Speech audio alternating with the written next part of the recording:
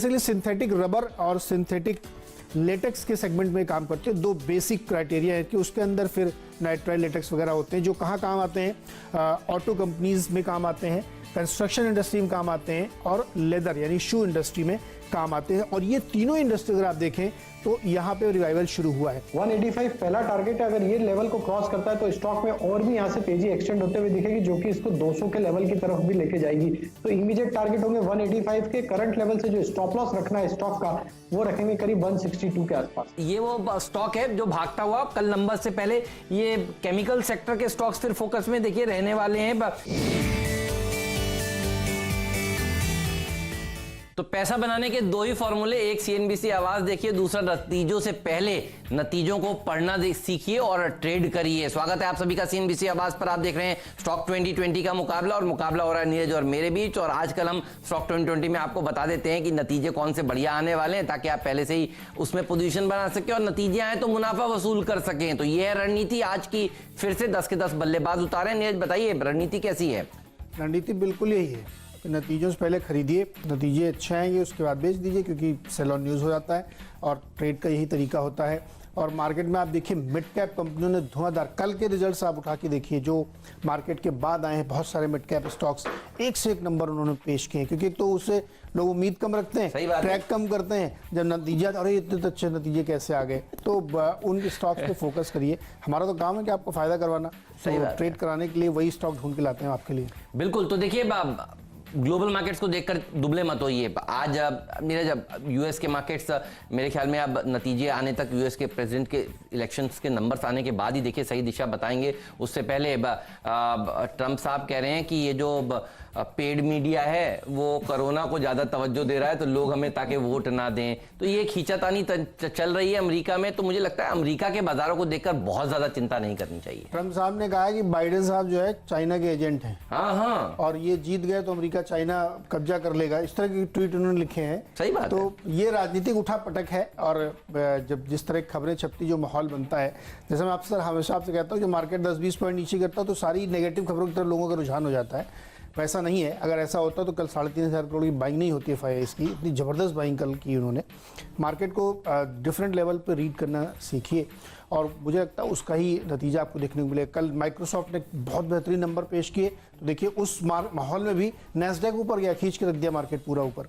तो इसी सेंस में मार्केट को देखना चाहिए। और मुझे अभी भी लगता है कि 3 नवंबर तक मार्केट ऐसे ही ऊपर नीचे चलता रहेगा, लेकिन आपके लिए स्टॉक स्पेसिफिक मौके इस शो में मिलते रहेंगे। बहुत सही कह रहे हैं। तो स्टॉक स्पेसिफिक मौके आपको मिलते रहेंगे और नतीजों से पहले नतीजे पढ़िए और वहां पर एक्शन देखने को मिलेगा। देखिए अब मुझे लग रहा है कि शुगर शेयरों में भी तेजी देखने को मिलेगी, फर्टिलाइजर शेयरों में तेजी देखने को मिलेगी, एग्रीकल्चर से जुड़ी हुई कंपनियों में एक रैली देखने को मिलेगी। और ये बात मैं पिछले कई दिनों से देखिए आपसे कह भी रहा हूं क्योंकि आप सब जानते हैं खेती बहुत ही बढ़िया हुई है। ये जो कोरोना है ये एक अर्बन फिनोमेना ज्यादा था, रूरल फिनोमेना कम था। और आप देखिए रूरल सेक्टर ने बहुत ही बढ़िया प्रदर्शन दिखाया है। और हम देख रहे थे इन स्टॉक्स में भी एक अच्छी रैली देखने को मिली थी लॉकडाउन के अनाउंसमेंट के बावजूद, अनलॉक के फेजेस के दौरान भी। और इसलिए मुझे लगता है कि क्योंकि अब इनके परिणाम आने वाले हैं तो अब इनके ऊपर नजर होनी चाहिए। द्वारिकेश शुगर के नतीजे आएंगे अगले हफ्ते सोमवार को।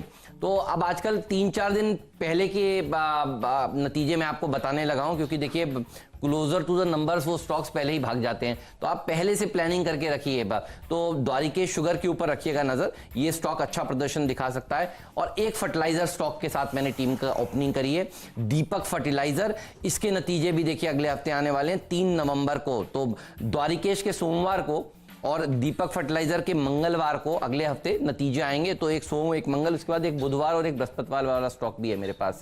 तो आज की जो टीम अगर आप देखेंगे तो वो है शुगर फर्टिलाइजर।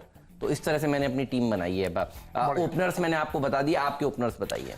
मेरे ओपनर्स हैं, पहला तो एप्को टैक्सी होगा, कल का खिलाड़ी आज था, शानदार खिलाड़ी, कल बढ़िया कमाई आपने की, आगे भी करेंगे क्योंकि रिवाइवल के संकेत Q1 के रिजल्ट से मिलने शुरू हो गए थे कि कैसे कैसे कंपनी अपने आप को रिवाइव कर रही है। और पिछले दिनों जिस तरीके से केमिकल स्टॉक्स ने, जो दूसरी कंपनियों ने अच्छे नतीजे दिए, पेंट कंपनियों ने अच्छे नतीजे दिए, उससे ये उम्मीद बनती है कि काम करेगा क्योंकि जिस सेगमेंट में काम करते हैं वहाँ पे इनको फ़ायदा होता हुआ दिख रहा है। तो 180 के लक्ष्य के साथ इसमें खरीदारी करिए, इसके नतीजे आने हैं। इसके अलावा 2 और मिड कैप कंपनीज पे चलते हैं।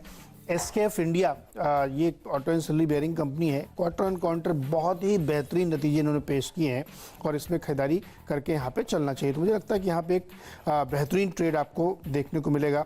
रेवेन्यू जो है इनका 700 करोड़ के आसपास आया, तो ये खरीदारी करके चलिए।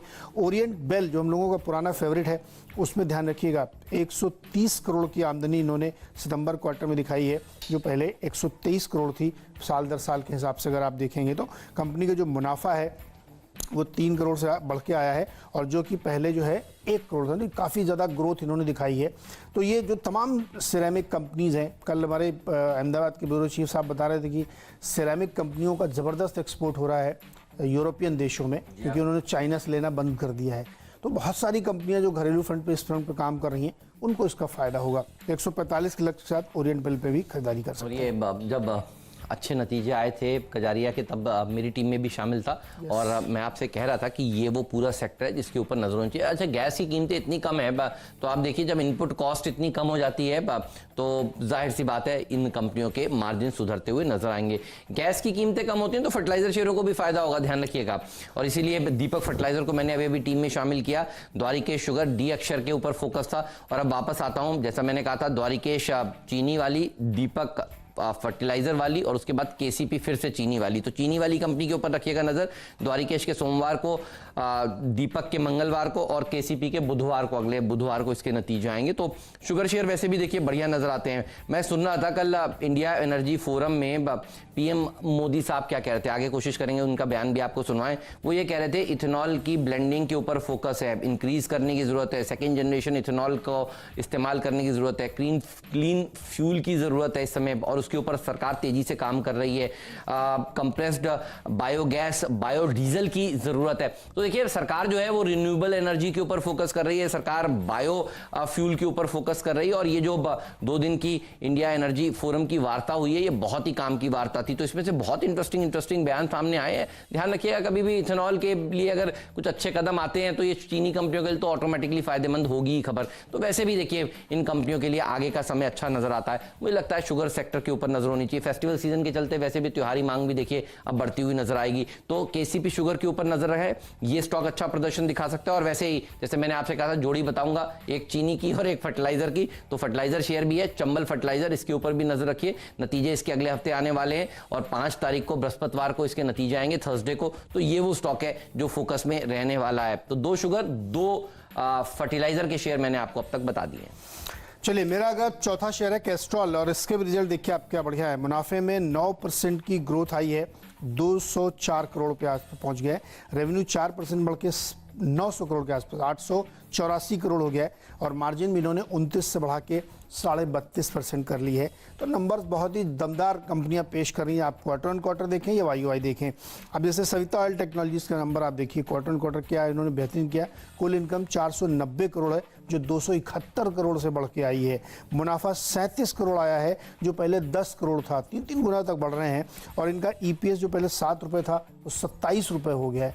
क्या बेहतरीन नंबर है। कलारा के स्टॉक में एक अच्छा रनअप था, लेकिन अभी भी मुझे लगता है इसमें और तेजी आपको आती हुई दिखेगी। तो यहाँ पे खरीदारी कर सकते हो। तो ये मेरे 5 स्टॉक हैं खरीदारी करने के लिए। तो 5वां शेयर है मेरा जयश्री टी। अब चाय के बगैर तो देखिए दिन की शुरुआत होती नहीं है। तो ये तो एसेंशियल कमोडिटीज में है, और एसेंशियल कमोडिटीज में कहकर लोगों को ये याद दिलाना चाहता हूं कि देखिए, एसेंशियल कमोडिटीज की बिक्री पे कोई रोक नहीं थी, है ना। तीसरी तिमाही के नतीजे अब आएंगे, और आपने देखा था एसेंशियल कमोडिटीज को लॉकडाउन में आराम से इधर से उधर ले जाने दिया गया। एसेंशियल कमोडिटीज में शुगर भी था, एसेंशियल कमोडिटीज में आपको याद दिला दूं फर्टिलाइजर भी थे। तो देखिए, यहाँ पर कोई दिक्कत वाली बात नहीं है। इसीलिए मुझे लगता है कि नतीजे भी इनके अच्छे आने चाहिए।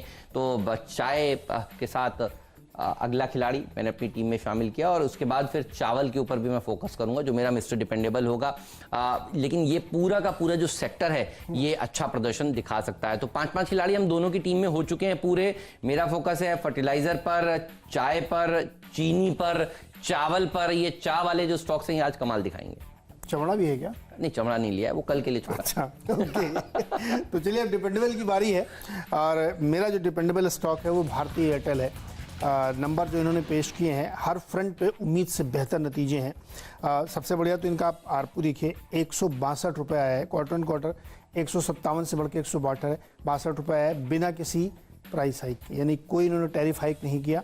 उसके बावजूद रेवेन्यू बढ़ाने में आरपी बढ़ाने में सफल रहे, क्योंकि प्रीमियमाइजेशन कर रहे हैं, ये प्रीमियम कस्टमर पे ज़्यादा इनका फोकस है। रेवेन्यूज़ पे भी आप देखिए 25,785 करोड़ का रेवेन्यू आया है, जो हमारी उम्मीद से बेटर है यहाँ पे, तो इसमें ध्यान रखिएगा। अफ्रीका का बिजनेस ने अच्छा कारोबार किया है, इंडियन बिजनेस ने अच्छा कारोबार किया है, घाना के बिजनेस से एग्जिट ले रहे हैं जो वीकर था, तो यहाँ पे बेहतर है। मार्जिन 46% है, बहुत ही इंप्रेसिव है। 44 से बढ़ के 46% हुए हैं क्वार्टर ऑन क्वार्टर, लेकिन पिछले इसी वित्त वर्ष के 6 महीनों में 19% वाला मार्जिन बढ़ के 46% हो गया है। तो नंबर हर पैमाने पे बहुत बढ़िया है, इसलिए तमाम ब्रोकरेज रिपोर्ट्स आप 700-700 रुपए तक के टारगेट दे रही, तो भारतीय में खरीदारी करनी चाहिए। एलटी फूड पर रखिएगा नजर, ये स्टॉक भी बढ़िया प्रदर्शन दिखा सकता है। ये मैंने देखिए परसों भी टीम में शामिल किया था, पिछले ट्रेडिंग सेशन में भी मैं आपसे कह रहा था कि इसके नतीजे देखिए आएंगे और नतीजे से पहले मूव देगा ये स्टॉक, और इसने देना शुरू कर दिया है। शुक्रवार को इसके नतीजे आने वाले हैं इसी हफ्ते। डॉक्टर साहब एक बार चार्ट दिखाइए। देखिए ये स्टॉक पे हमने परसों भी तेजी करने की राय दी थी, कल भी इसने मूव दिखाया है और मुझे लगता है ये और मूव दिखाएगा। नंबर्स से पहले इसमें भी एक रैली देखने को मिलेगी। चाय और चावल दोनों के दाम बढ़े हैं पिछली तिमाही में, और उनका फायदा इस कंपनी को मिलेगा। जिनके पास इन्वेंट्री है देखिए उन्हीं को फायदा होता है। तो सबसे ज़्यादा फायदा राइस मिल्स को होता है, सबसे ज़्यादा फायदा इस तरह की कंपनियों को होता है जो पैकेज्ड फूड में, पैकेज्ड राइस प्रोडक्ट्स में। तो मुझे लगता है कि ये वो स्टॉक है जो फोकस में, फ्लेवर में आज के सत्र में रहने वाला है। ब्रेक के बाद आपको बताएंगे फ्रीड शेयर कौन से हैं और पिंच हिटर स्टॉक कौन से हैं। 6 शेयर बता चुके हैं हम दोनों मिलकर आपको, और बाकी बचे हुए 4 शेयर आएंगे ब्रेक के आगे।